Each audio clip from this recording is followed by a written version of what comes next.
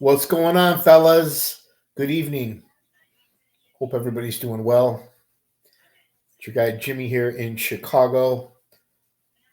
We got the Sweet 16 college basketball tournament starts tonight.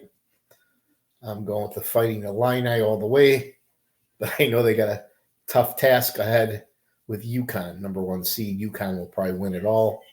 And then you got the female college basketball that starts this weekend. Obviously, I like LSU, but I'm hoping Iowa can make it back to the big dance and win the college championship. Nobody deserves it more than Caitlin Clark. But tonight we're going to talk about a legend, not only in the Chicago outfit, but in the entire La Cosa Nostra.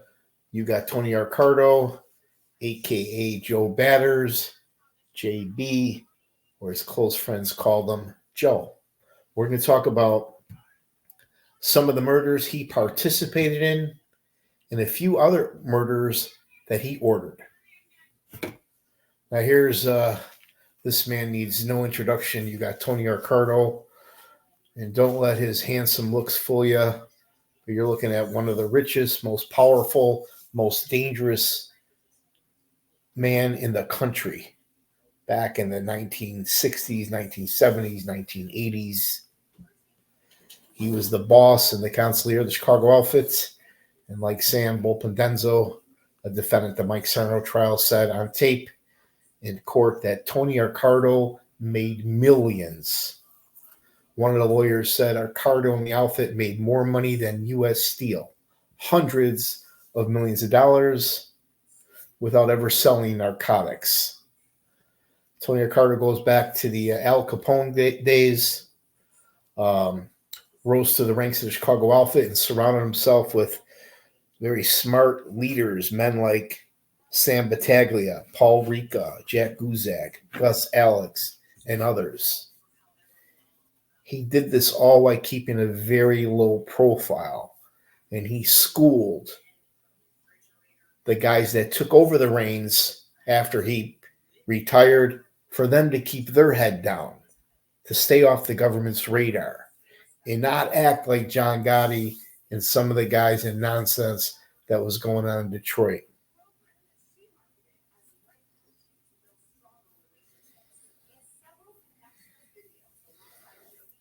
Now here we got, I love this photo of the Capone brothers. One of my favorite photos. Actually have a shirt like this. You got little Al Capone and his brother Ralphie Bottles Capone. Just look how cute they are. Look at the little smirk on their face. You could tell these are pretty tough kids. Tony Accardo goes back to the Al Capone days and was one of Al Capone's favorite bodyguards. And years ago, they had a meeting. Al Capone had a mandatory meeting for all his crew at the legendary Lexington Hotel on Michigan Avenue. And at that meeting, there were 3 informants. Tony Accardo beat all 3 of those men to death with a baseball bat right there in front of everybody. Al Capone was impressed with how vicious Tony Accardo was. And from that day on, he gave him the name Joe Batters, and it stuck. Al Capone, as we all know, eventually got pinched on taxes, and he ended up dying in prison. But he left the outfit with great leaders, men like Paul Ricca and Tony Accardo, and they took it over and turned the Chicago outfit into one of the biggest, most successful, richest, dangerous, powerful, organized crime families in the country. One family, one leader, led by this man, Tony Accardo. Now let's talk about one murder Tony Accardo was involved in. You got Al Capone, one of Al Capone's number one enemies, Haime Weiss, top Jewish gangster.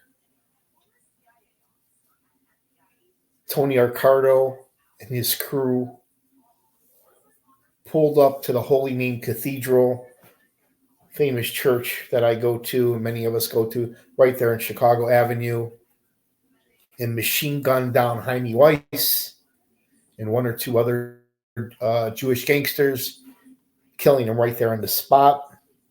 You could actually walk up to the exterior brick on the church and stick your finger in some of the bullet holes. But this is Holy Name Cathedral, right there in Chicago and State, right there in the Gold Coast, where Haime Weiss was killed by Tony Accardo. Now, right around that same time, one of the biggest mafia hits in the history of organized crime, you got the St. Valentines Massacre. Tony Accardo not only planned it, but participated in this. This, again, was against a rival Irish gang of Al Capone's. And they raided the warehouse right there on the north side. They posed as policemen, Chicago policemen. They lined up all the guys up along the wall. Then they all pulled out machine guns and gunned down all these guys, literally massacred them right there on St. Patrick's Day. But the leader of the gang, the leader of the Irish gang, he was not present. He actually missed the massacre. But this is the St. Valentine's Massacre, which kind of put Al Capone Chicago on the map. It is one of the reasons we have the reputation that we have today. Now, if you believe that Tony Accardo was one of the richest, most powerful men in the country, you have to believe that he had to give the thumbs up when the outfit, the CIA, whoever, decided to kill President Kennedy. I definitely think the Chicago outfit was involved somehow, some way. And if that's true, Tony Accardo had to prove that.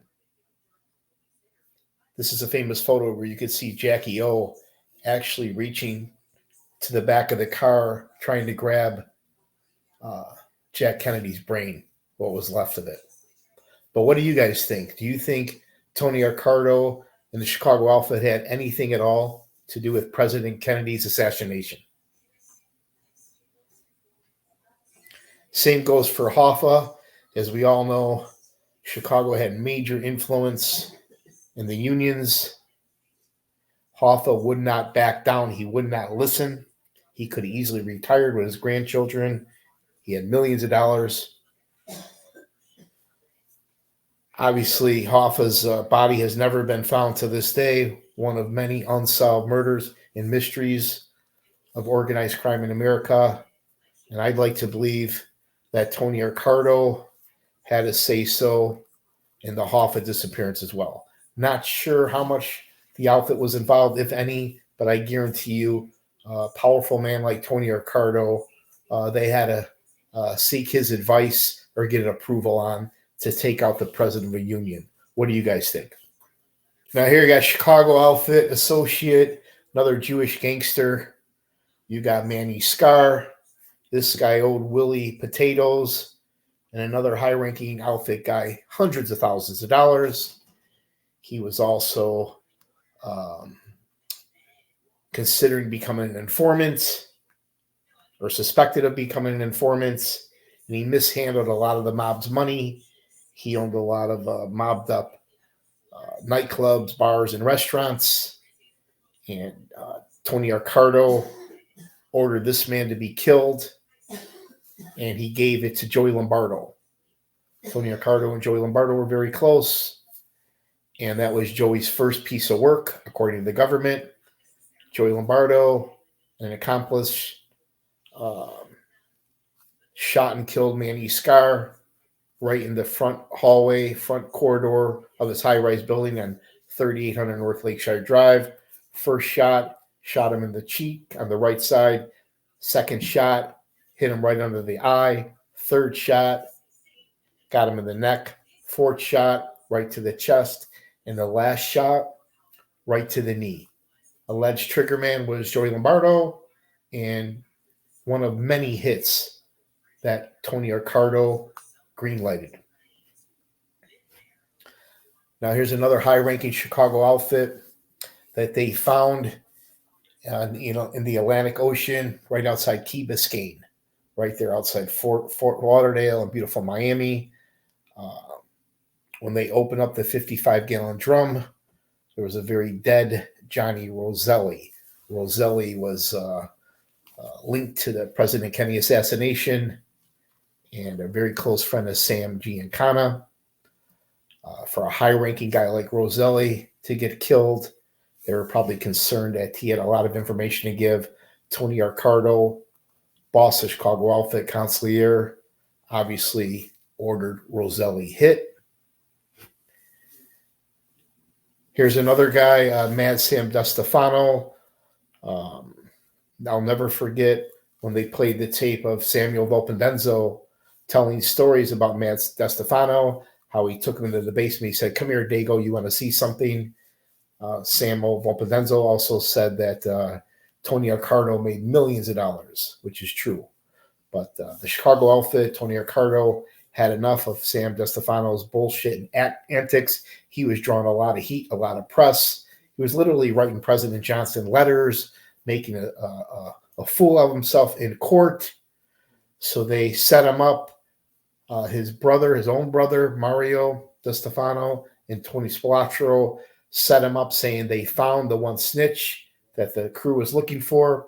So when they went to his house to meet Sam in Oak Park, his own brother and Tony Spalatro shotgun blasted Sam, killing him, and blew off his arm. You'd actually see the arm laying there away from the body on the garage floor. Brutal actual crime scene photo right here. But obviously, Tony Accardo had enough of Mad Sam DeStefano's bullshit. He was drawing way too much heat for the Chicago outfits, and he had to go. Now, here's one of many Chicago mobbed up cops. There's a lot of them. You don't really hear too much about them. Just like New York, we had our own mobbed up cops. Not only was the Chicago police on the Chicago mob's payroll, but some of these cops crossed the line and did work for the outfit and did some serious crimes as well. But this is Chris Cardi. This guy did some time in the joint. When he got out, Tony Accardo called him a drug addict and wanted an example made out of him. And he was shot and killed as well, to let everybody else know this is what happens to you if you fuck around with drugs. But Tony Accardo killed him to set an example. Speaking of examples, here's Sam Momo Giancana. He did not listen to Tony Accardo's advice about keeping a low profile. He did the exact opposite. He started hanging out with all those assholes in Hollywood, drawing a lot of heat. Fast forward, he trusted somebody. He let him into his kitchen. Sam was cooking peppers and sausage, one of my favorite Italian dishes. He turned his back, and somebody who he knew well, somebody he trusted, shot him like 6-7 times, one time right in the mouth. Another unsolved murder and mystery of the Chicago outfit. But one thing I learned at the Family Secrets trial is the custom-made gun used to kill Sam Giancana was made in Ronnie Jarrett's mother-in-law's garage in Bridgeport. It was made by Ronnie Jarrett and Frank Calabrese. That gun was given to boss of the Chinatown crew, Angelo Petria. And from Angelo, it went to either Tony Accardo or to the killer. Junior Calabrese claims his father told him that was actually Joe Batters that killed Sam Giancana. It kind of made sense to me. But after thinking about it, I have a feeling it was Momo's good friend, Butchie. Who do you guys think killed Sam Giancana? Enter in your comments. But regardless of who killed him, Tony Accardo definitely gave the order.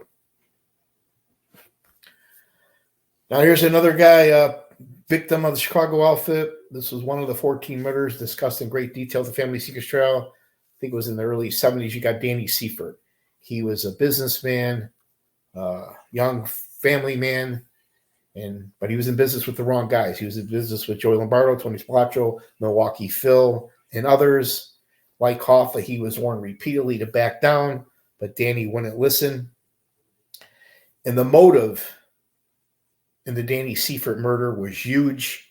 He was about to blow the lid wide open on the mob's connection to the very, very lucrative Teamsters pension fund. Back in the 70s, it was fucking worth hundreds of millions of dollars. The prosecutor referred to that as the mob's piggy bank, their golden goose. They borrowed money from that Teamsters fund to build mobbed up hotels, casinos, restaurants, nightclubs, etc. According to the government, the crew pulled up to the office building in Bensonville. 2 masked gunmen got out. One of them was allegedly Joey the Clown Lombardo. He held Mrs. Seifert and her son Joey in one office, announcing a stick-up. The other masked gunman, allegedly Frankie Weiss, grabbed Danny Seifert. He cracked him in the head with the butt of the gun. He tried to handcuff him. Danny Seifert was so strong, he actually broke free. Now, poor Danny Seifert's running for his life. He makes it outside the building right there in Bensonville, and he's met by Joey Hansen and Tony Spalatro. I forget which one. I think it was Spalatro. I think it was Joey Hansen. One of them blasted and killed Danny Seifert. There's an actual crime photo of Danny Seifert laying right there. Mrs. Seifert testified in court. She heard the gunshot, and she said that she believed it was Joey Lombardo that was one of the masked gunmen. John Feccarata was basically the wheelman on the crew, and if it wasn't for his good driving capabilities, the crew almost got pinched that day. But this was one trial that obviously Tony Ricardo had to approve of, considering the danger to the Teamsters pension fund. But Tony Ricardo was livid and so upset that the crew killed Danny Seifert right in front of the wife and a little boy. That drew a lot of heat and got a lot of media attention. And Joey Lombardo, Frankie Weiss, Joey Hansen, Tony Spalatro, Feccarata, the rest of the guys are lucky they didn't get clipped. But Tony Ricardo was pissed off the way that this hit went down. You got to keep in mind, Las Vegas was like Tony Ricardo's, like his little baby. I mean, him and his guys developed that. They turned it over to Tony Spalatro. And like in the movie Casino, they had it all. They were given the golden keys to paradise. They had all the power, all the money, all the women, all the entertainment, all the celebrities. And they fucked it all up. Speaking of fuck-ups, I can't tell you a bigger fuck-up in my life than John Mendel. Chicago outfit associate / burglar. It was his idea to break into Tony Ricardo's house and to steal back the jewels they stole from a jeweler on Wabash, Livingston, who was good friends with Tony Ricardo. The burglars' murders were talked about at the Family Secrets trial in great detail. We all know Tony Ricardo retired from the Chicago outfit, was at his house in Palm Springs, California. He gets a call from his houseman. The guy taking care of the house said it's been robbed. Tony Ricardo was livid. He made some phone calls. He found out that a sophisticated burglar like this is the only one that could really pull it off. So they started rounding up all the burglars that were involved, and other burglars, one from each nationality, were all brutally tortured and murdered to send a message: don't ever break into a boss's house again. But John Mendel, the leader of the crew, they set him up. Ronnie Jarrett, who was friends with him, another burglar, lured him to his mother-in-law's garage with the ruse of a big score. Right? That's how they get these burglars. They tell him about a big score. He didn't catch the play.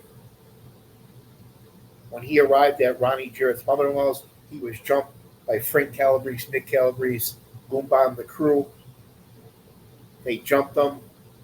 They strangled him, and then Frank Calabrese handed the knife to his brother Nick and told him, "You do it." Without any hesitation, Nick Calabrese slit John Mendel's throat from ear to ear.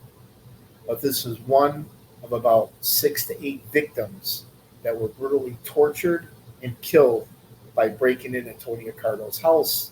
I did a whole story on that if you want to check it out.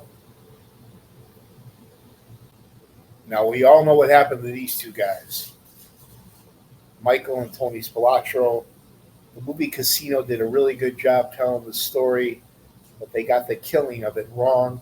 As we all know, these guys were lured to a house in Bensonville where they were brutally beaten, stomped to death, then drove to a cornfield in Indiana, not too far from Joey Upa's house, where they were buried. It was a botched burial. Those bodies were supposed to never be found. But obviously, Tony Accardo had a big say-so on deciding to place Tony Spalatro out in Vegas, which was obviously a mistake. And then I'm sure Tony Accardo had a saying to take him out. But according to Nick Calabrese, who was Joey Upa right before he went to the can, he gave the order to kill the Spalatros. As I said many times, a quote from Nick Calabrese from Joey Upa himself: "I want them both knocked down, 1 and 2. I don't care how you do it, just do it." Referring to Michael Spalatro and Tony Spalatro, Upa gave that message to Sam Carlisi and Joe Ferriola. But a major decision like that, even though Joey Upa ordered it, he had to get the nod, the approval from Tony Accardo. And then here we got the famous Last Supper photo. There you got Joey Upa, boss of Chicago outfit.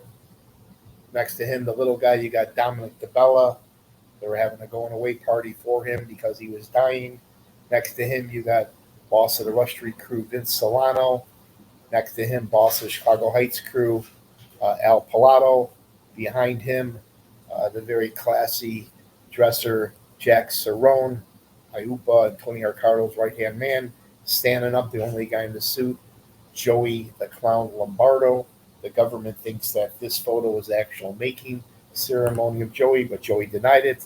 And then in the far back photo, the guy Joey called Fatso, James Turk Torello, a good friend of my dad. They were in the Marine Corps together. In front of him, you got Cesar DeMarco. In front of him, Northwest Side suburban boss, Black Joe Amato. And then in the front, Tony Accardo. You could see every single man here is smiling. And one thing all these men have in common, aside that they avoided a lot of jail time, they made millions of dollars, but these guys don't let their handsome looks fool you. I mean, they look like they can be your dad, your uncle, your grandfather. You're looking at some of the richest, most powerful, most dangerous men in the country.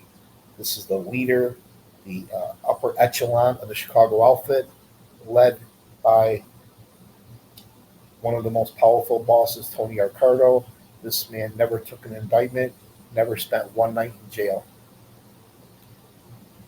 Now, right here in the Grandin Ogden, Grandin Noble neighborhood where I live, this 4-story modern building right here is where Tony Accardo was born and raised, right there in the Grand Avenue patch.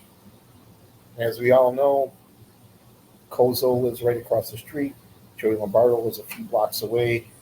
Spalatro's restaurant is right down the corner. You got Stramaglia Real Estate, but Mikey Switek's Club is kitty corner. But if you're ever in Chicago, you could actually walk right past Tony Accardo's, the neighborhood he grew up in. And then obviously, like a lot of the Italians, they got out of the city and they started moving out to the suburbs, places like Elmwood Park, River Forest. This is River Forest here. Melrose Park, Oakbrook. But this is just one of Tony Accardo's beautiful mansions right there in River Forest, maybe 15, 20 minutes away west of Chicago, right there in north in Harlem. Here's another one of Tony Accardo's houses. And I'll never forget, after they sold this house, the realtor had an open auction to the public. And my girlfriend and I, we were all set to go. We were all excited.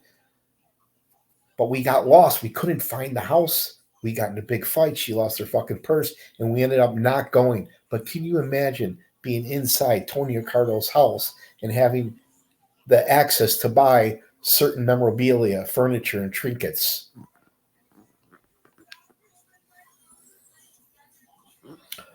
But that's just a few stories, a few murders that Ricardo participated in, others where he actually gave the green light. Now I want to share one more thing for you before I let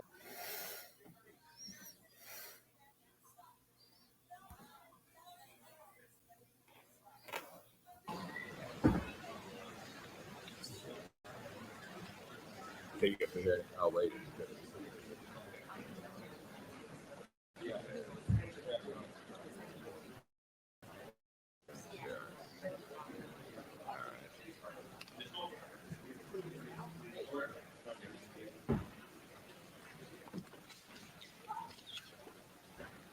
Sam.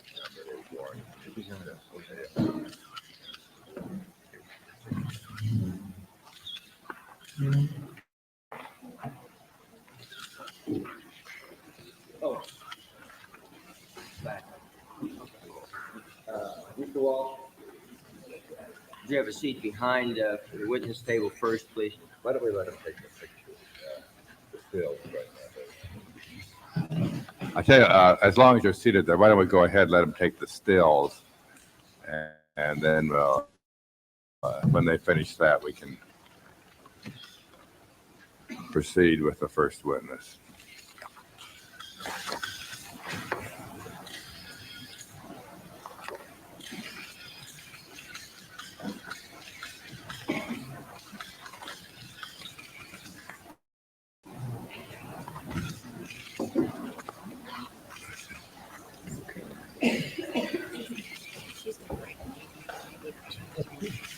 look at him.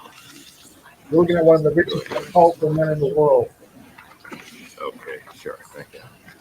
We're not going to get nothing out of him.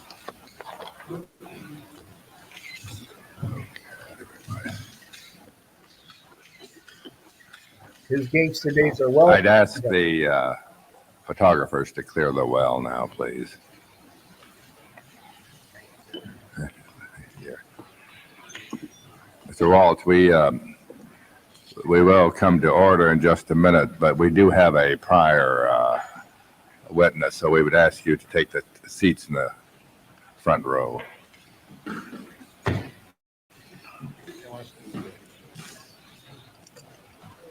Yeah. I'm going to put up here. They're going to wait.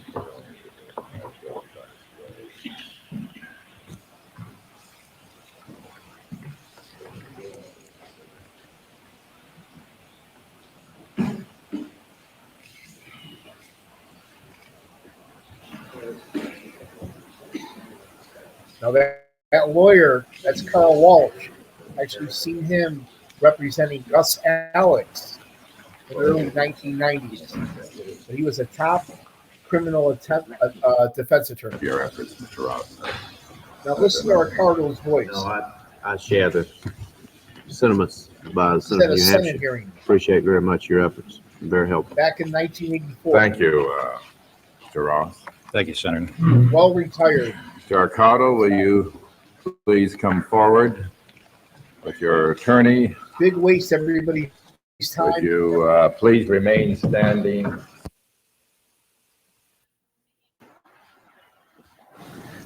For the old courtroom.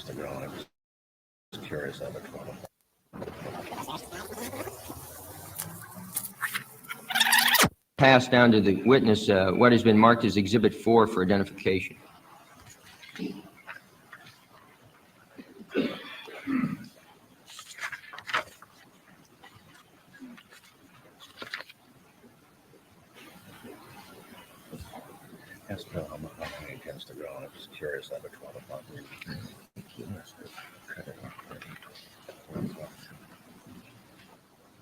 Is that a picture of you and Mr. Cerrone? Yes. Do you recall when that was taken? No, sir. Do you recall what you were doing at that time? No, sir. Did you ever attend a business meeting with Mr. Cerrone? No, sir. And you're completely unaware of what he does for a living No, sir. Outside of golf. outside of golf. We had another witness here not long ago by the name of Al Pilato. You know Mr. Pilato, don't you? Yes, sir. And what business is he in? Does that name ring a bell by any chance? Outside of reading it in the newspaper. He has a book with a co-author, and in the book he said that Mr. Korshak was a good provider for the family. That he heard you say that about Sidney Korshak. No, sir. You never said that? No, sir.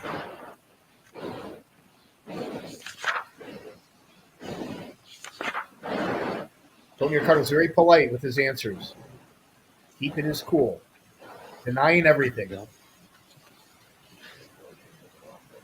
Jack Cerrone, Tony Ricardo's right-hand man. He said he only knows him from golfing. Golf. He's got people at the golf course there. These are high-stakes rounds, I I don't think. remember. You don't remember? No. Has he ever told you who he plays golf with for money? Sir? Has he ever told you who he plays golf with for money? No, sir.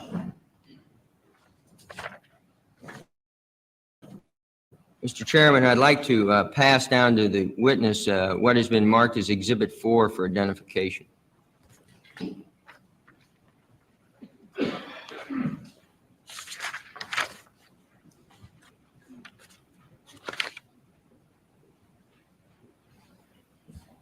Yes, Bill, I'm not when he tends to go. I'm just curious how much one of them.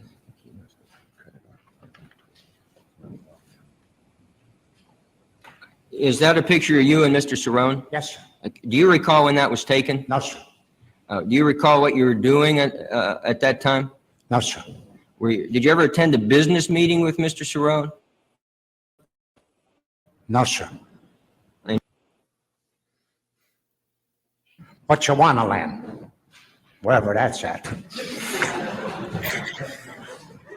You remember when you did that? Sir? Do you remember when that was? No, I don't. Did you ever go to the Bahamas with Ayupa? Yes, sir. That's also outside the United And States. Mr. Cerrone also. Was anyone else on that trip? There was somebody, but I don't remember. Let me ask, Mr. Chairman, that we provide the witness with a copy of a photograph that we have, and that might help refresh his recollection. He's telling the truth.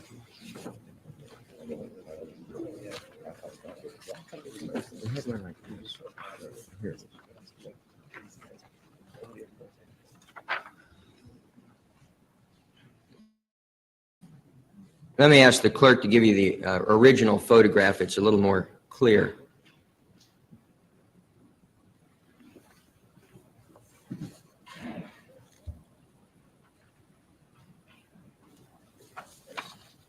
Do you recognize anyone in that picture, Mr. Ricardo? Sir? Do you recognize anyone in that picture?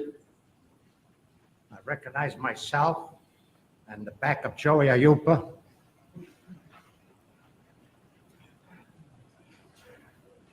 And there's a fella that called, I think this is Tony Goebel. A fella by the name of Tony Goebel. Tony who? Goebel. Was he also a friend of yours? Yes, sir. What do you know what he does for a living? No, sir. The other people in that picture are marked Anthony Giacalone and Rocco Padulo. Are those names correct, or are we incorrect in The that? Anthony Giacalone, I don't know that name. Rocky Padula's name is correct. Was he with you on that trip? Yes, sir. And what about the Anthony Giacalone? You don't know him? I don't remember. Was he with you on the trip? I don't remember, sir. Is it possible that he went along and you didn't become acquainted with him? I don't remember. What was the purpose of the trip? Good answer, We went Joe. tuna fishing. Tuna fishing in Bimini? Yes, sir. How long did you stay? 10 days. Did you do any business? Did you catch No, any sir. fish, Mr. Ricardo? Sir? Did you catch any fish? Yes, sir. Didn't do any gambling? Huh? Did you do any gambling? No, sir. There was no gambling on Bimini. Was there any business conducted? Outside of taverns and hotels. What about business? Did you talk business with Ayupa and Cerrone? Sir? Did you talk business with No, Ayupa sir. and Cerrone? No, sir. Thanks, Mr. Chairman. Leave this Well, this man alone. completes the session this morning. I just want to re-emphasize what I said a few minutes ago. It's incredulous that an individual who had such close associations with many figures that were publicly perceived as I think that committee owes Tony Accardo an apology, right? Just like Godfather, when Tom Hagen announced this committee owes Michael Corleone an apology. But that's my little story on Tony Accardo. These are just some of the murders he was involved in, a few others that he gave the green light on. Lord knows, I'm sure there's hundreds of more. There's over 1,000 outfit hits, and half of them, if not most of them, are unsolved and still a mystery today. If you guys like my Chicago mob trial stories, please hit the like button, subscribe, and share with your friends, okay? And for you haters out there, get off the porn site, put out the cigarette, and take the old lady to Olive Garden, guy. It's Easter. Go to Walmart and buy her a nice little gift. Happy wife, happy life. Ciao.